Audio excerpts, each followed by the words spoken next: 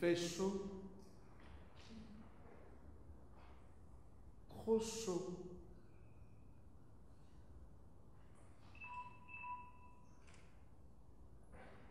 « 45 degrés, c'est insupportable.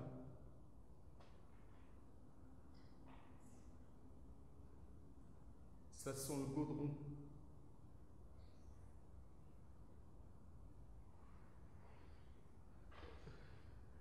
Mon père est étrangement plus bavard aujourd'hui. Il discute avec le chauffeur. Il dit qu'il n'a jamais fait aussi chaud. Le chauffeur fait signe de la tête. Quelle idée de faire le ramadan avec cette chaleur. Ne pas boire, ne pas manger et travailler.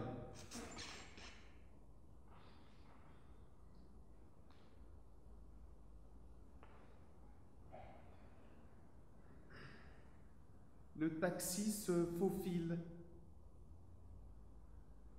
Des voitures, des charrettes, des humains hors service, des bicyclettes.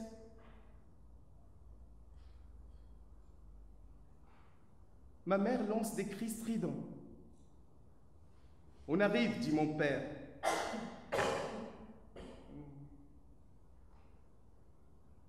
Le taxi s'arrête. Un homme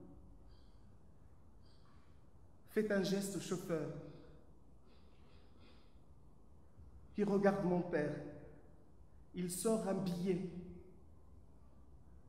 C'est pour pouvoir entrer dans l'hôpital.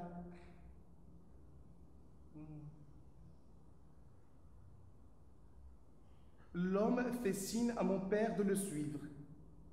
Mon père fait signe à ma mère de le suivre. Nous nous suivons.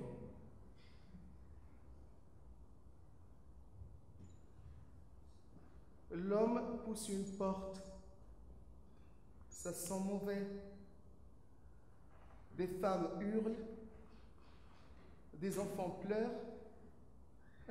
Un homme tient sa tête. Elle pisse le sang. Ma mère vomit. Mon père se fait engueuler. Il engueule ma mère. Il lui dit de se tenir. Je me sens barbouillée. J'ai envie de sortir de là.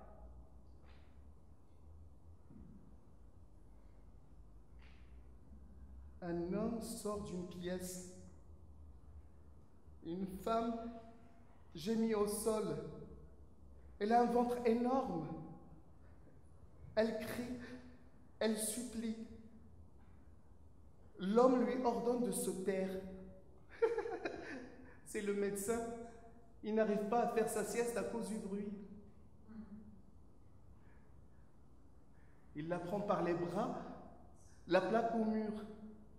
Elle se fait pipi dessus. Il la gifle une fois, 2 fois. Une vieille femme s'approche.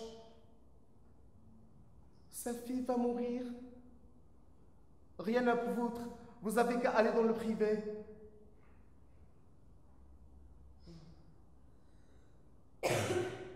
Nous sommes dans une chambre. Une dame, belle, pas grosse. Elle parle avec des mots. Elle dit à ma mère de s'allonger sur le lit. À côté de nous, une autre femme, avec une aiguille enfoncée dans le bras. Elle nous regarde.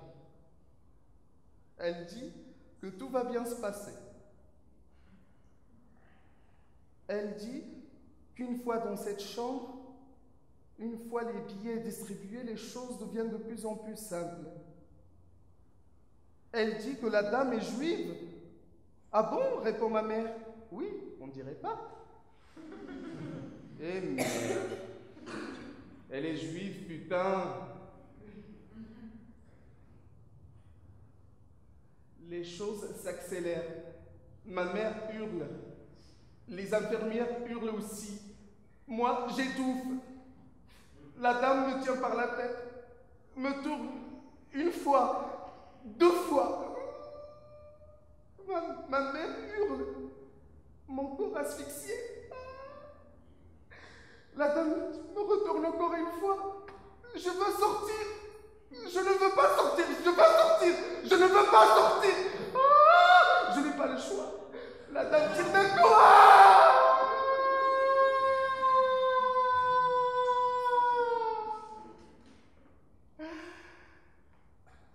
Ça sent mauvais.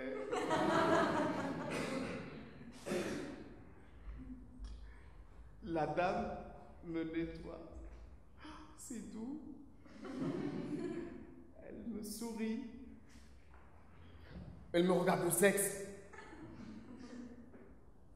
Et merde. Je suis un garçon.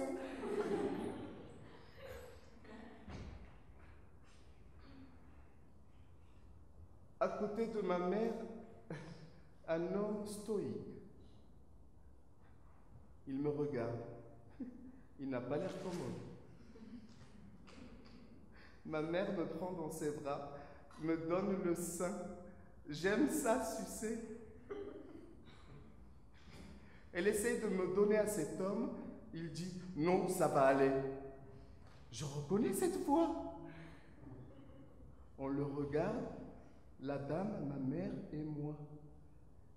Il titube, s'avance vers moi, essaye de me sourire. Son visage n'est pas fait pour ça. Il me prend dans ses bras, fait des gestes aléatoires, ça me donne le tournis. Je vomis. Je suis éjecté dans les bras de ma mère, riante. Moi pas. Et merde. Mon père est noir.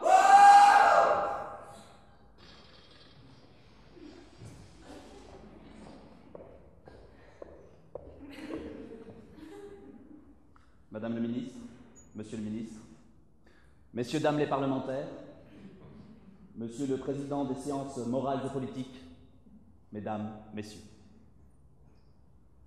Si j'ai quelquefois troublé le calme de nos académies par des discussions un peu vives, c'est que je défendais passionnément la vérité. Ces mots de Pasteur prononcés sous la coupole démontrent que le combat pour la vérité scientifique est aussi affaire de passion. Ce combat pour la vérité, hommes scientifiques et responsables politiques l'ont en partage. Et c'est pourquoi je suis heureux de vous accueillir à ce colloque organisé avec le soutien du ministère de l'Intérieur. À plus d'un titre, ce colloque, Vérité scientifique et immigration, s'imposait. Nous vivons une époque paradoxale. Notre siècle est celui du savoir. Le progrès est constant. Les bons scientifiques et les personnes technologiques ont considérablement amélioré et améliorent encore la vie et la santé de nos concitoyens. Mais notre siècle est également celui de la montée irraisonnée des peurs. Ce dont notre pays a besoin, c'est d'intelligence. Ce dont la France a besoin, c'est d'une confiance renouvelée dans la raison et dans le progrès. À cet effet, nous voilà réunis pour tester ma récente découverte du gène français. Nous avons pour cela, derrière cette vitre sans teint, un sujet d'étude sur lequel nous allons chercher à provoquer des stimulus qui pourraient étayer ma théorie. J'aurais besoin pour cela que l'un d'entre vous se porte volontaire. Moi ? Monsieur, très bien. Je vais donc vous demander de rejoindre notre sujet et de chercher à provoquer chez lui ce fameux stimulus afin de voir si ma théorie se vérifie ou pas et s'il possède ou non le gène français. D'accord. Merci.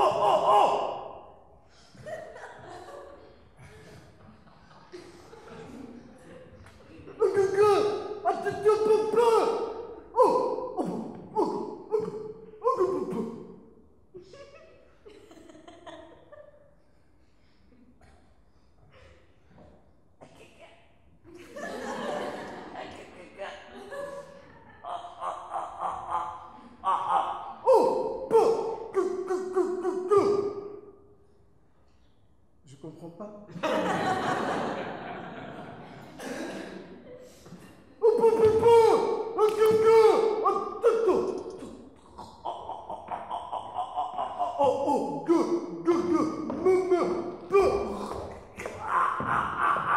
Merci.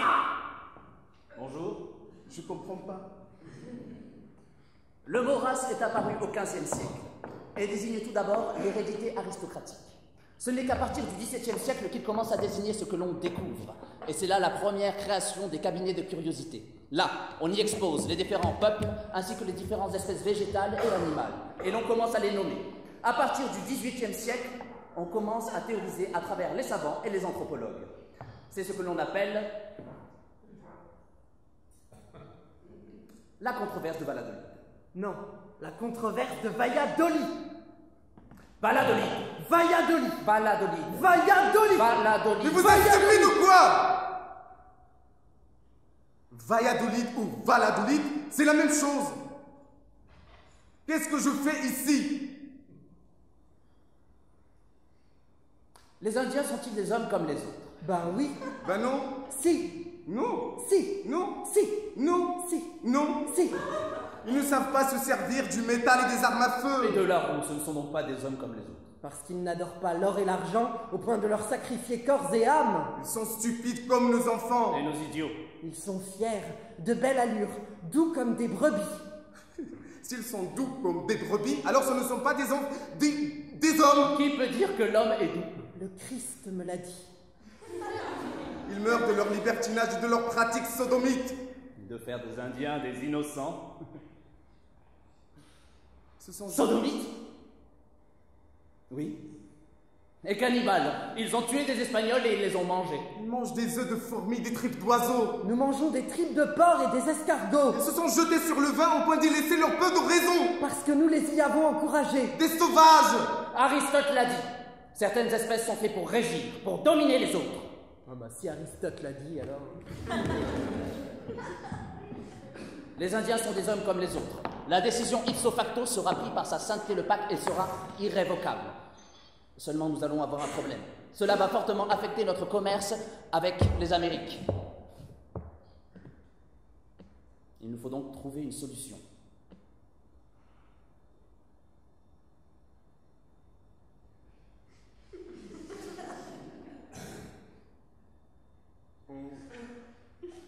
On les remplace par les Noirs.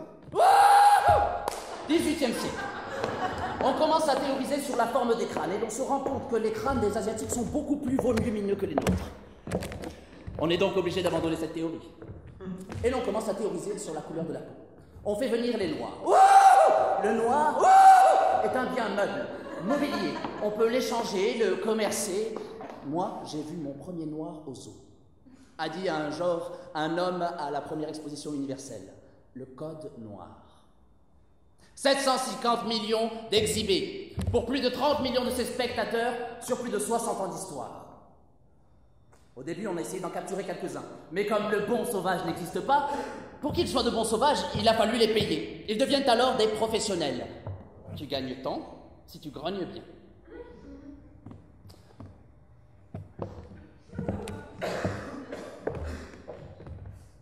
Les Noirs ont le rythme dans le sang. Ils ne peuvent pas être du côté de la culture. Ils ne peuvent être que du côté de la nature. Souvenez-vous de ces films américains où l'on voyait les esclaves noirs ramasser du coton en chantant dans les champs, et ce depuis les origines du cinéma.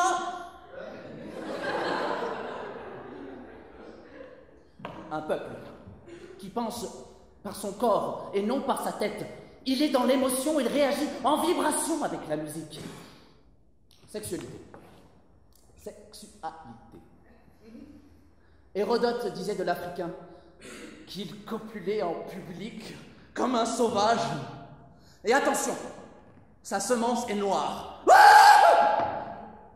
Qu'est-ce que je fais ici? Calmez-vous, monsieur. Je vais tout vous expliquer. Vous êtes ici dans un laboratoire scientifique et je suis moi-même un scientifique. Le ministère de l'Intérieur nous a ordonné de ramener tous les binationaux. Nous avons découvert l'existence d'un gène commun au peuple français. Quel gène? Ces tests permettent de déterminer si vous possédez ou non ce gène français. Mais je suis français, monsieur! Si les tests sont positifs, vous serez renaturalisé. Et s'ils ne le sont pas, vous serez reconduit chez vous. Nous avions besoin pour cette expérience de vous plonger dans un coma artificiel. Vous y étiez depuis 5 jours. Voilà.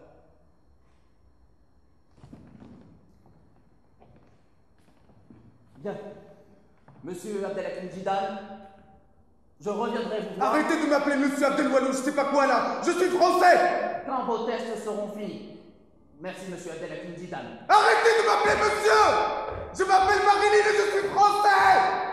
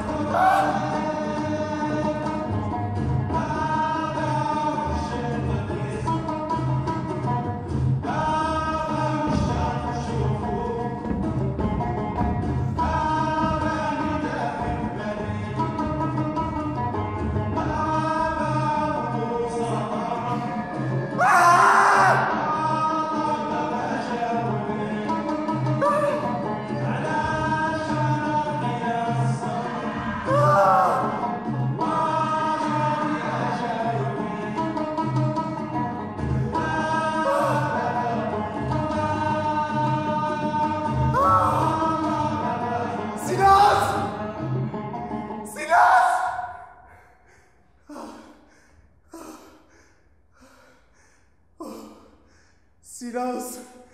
Ton calme me fait mal à la tête! Transperce mes oreilles! Cogne ma tête avec des sons insupportables! Continue. Sur l'écran du noir absolu se forment, réapparaissent des ombres de monstres, mes plus loyaux compagnons. Ah. Mon sang palpite sans répit, dévie sa route dans une autre direction, et le monde est en train de dormir. Ah, paix, je te veux, même si tu es un monstre de paix.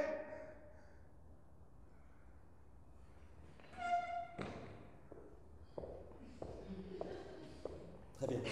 Comme vous avez pu le constater, ce premier test est concluant. Je vais donc demander à mon volontaire de revenir ici pour passer à un deuxième test. Celui-ci consistera en une cérémonie de naturalisation française. Ce test permettra de mettre le sujet en présence d'un organe officiel de notre pays.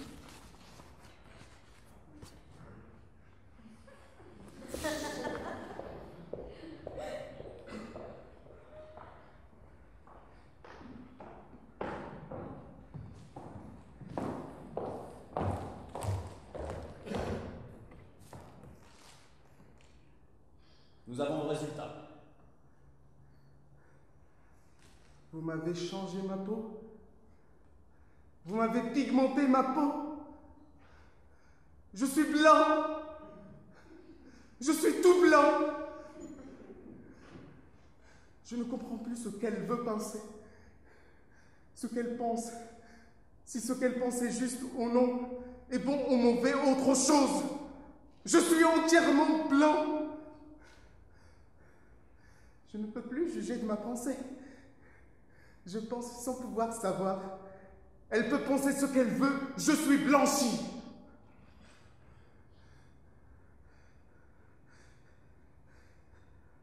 Je ne peux plus la juger. Je ne la juge pas. Elle fait ce qu'elle veut. Elle me détache. Je ne juge plus. Je ne sais plus ce qu'elle pense. Comment elle pense? Elle pense sans que je puisse juger. De son côté, elle peut bien penser ce qu'elle veut. Je suis entièrement blanchi. Je ne sais plus maintenant ce que je fais. Ma pensée me devance. Elle est loin devant, elle se balance comme elle l'entend. Je suis entièrement blanc. Dire si ce qu'elle pense est juste est fini. Je ne juge plus. Elle pense. Je suis entièrement blanc. Je suis d'une grande blancheur.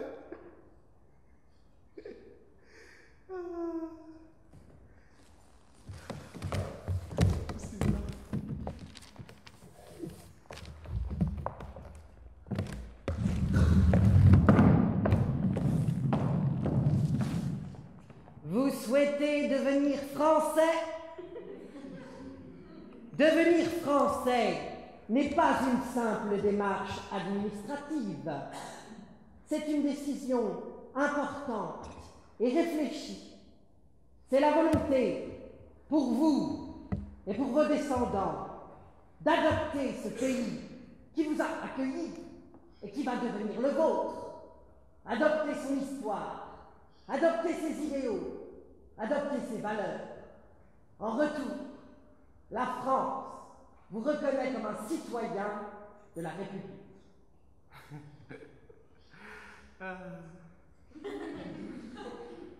Je trouve que la sincérité et être simple et direct, comme possiblement j'aimerais, est souvent pris pour de la pure stupidité.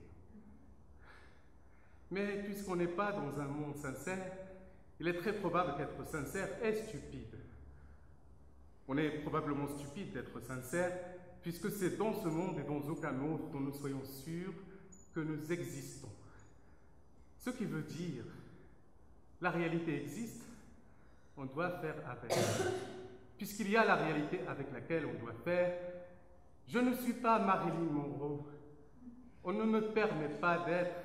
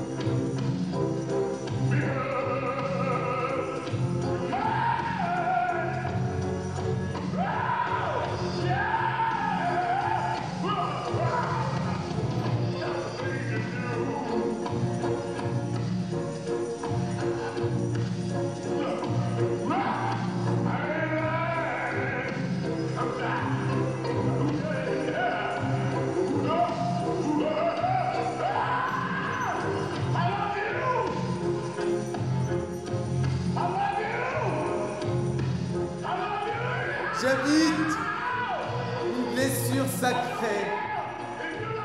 J'habite des ancêtres imaginaires. J'habite un vouloir obscur. J'habite un long silence. J'habite une soif irrémédiable. J'habite un voyage de 1000 ans. J'habite une guerre de 300 ans. J'habite un culte désaffecté entre bulles et cailloux. J'habite l'espace inexploité.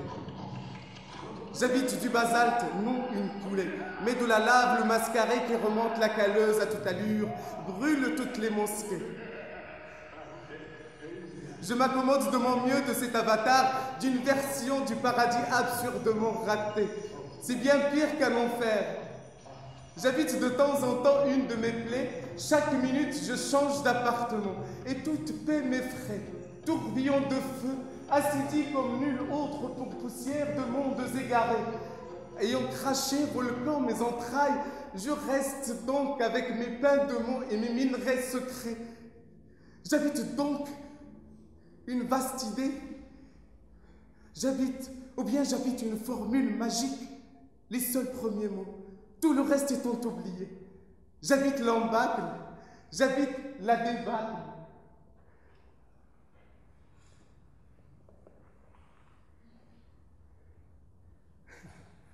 J'habite le pan d'un grand désastre.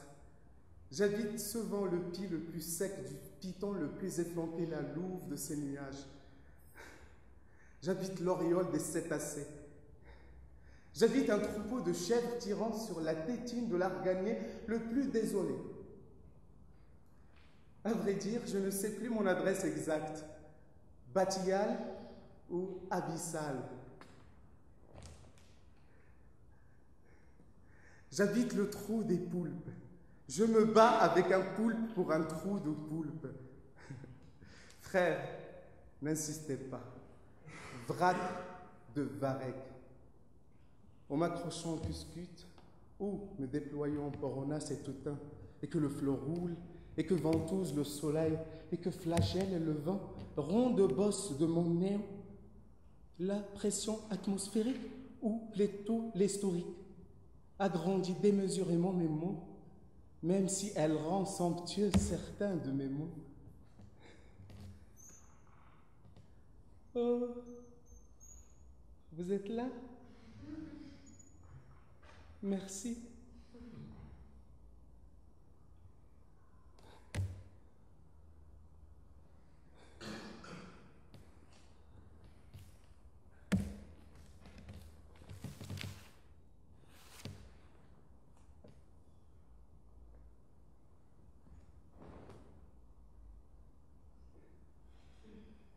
I wanna be loved by you, just you, nobody else but you. I wanna be loved by you, alone, pom pom pidou.